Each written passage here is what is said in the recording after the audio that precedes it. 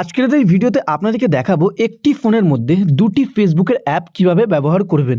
সাধারণত সবাই একটি ফোনের মধ্যে একটি ফেসবুকের অ্যাপই ব্যবহার করে থাকে, কিন্তু আজকের এই ভিডিওতে এরকম সেটিংস দেখাবো যেই সেটিংসটিকে করার পর আপনারা যে কোনো ফোনের মধ্যে একটি ফোনের মধ্যে আপনারা দুটি ফেসবুকের অ্যাপ ব্যবহার করতে পারেন। তো কীভাবে করতে হয় সেটাই এই ভিডিওতে আপনাদেরকে দেখাবো। এর জন্য ভিডিওটি সম্পূর্ণ দেখতে হবে।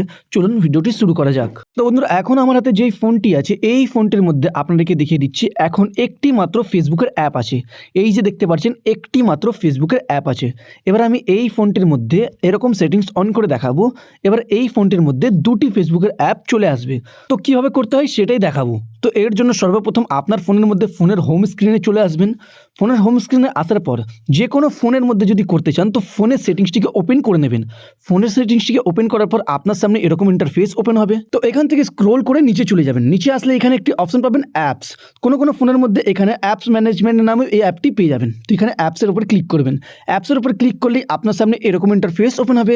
তো এইখানে আপনারা একটি অপশন পাবেন অ্যাপ ক্লোন। তো অ্যাপ ক্লোনে ক্লিক করবেন।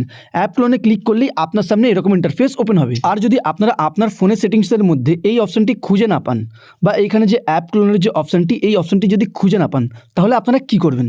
তার জন্য আপনাদেরকে এখানে আপনার ফোনের সেটিংসটিকে ওপেন করে নিতে হবে। সেটিংসটিকে ওপেন করার পর উপরে আপনারা সেটিংসের উপর একটি সার্চের অপশন দেখতে পাবেন। এই সার্চ অপশনে ক্লিক করে এখানে আপনাদেরকে সার্চ করে নিতে হবে অ্যাপ ক্লোন। এইখানে আপনাদেরকে সার্চ করে নিতে হবে অ্যাপ ক্লোন।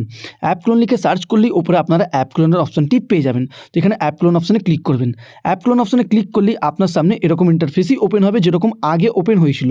তো এবার আপনারা এখান থেকে ফেসবুকের যে অ্যাপটি আছে সেটিকে দেখে ওর পাশে যে অপশনটি আছে এটিকে অন করে দেবেন।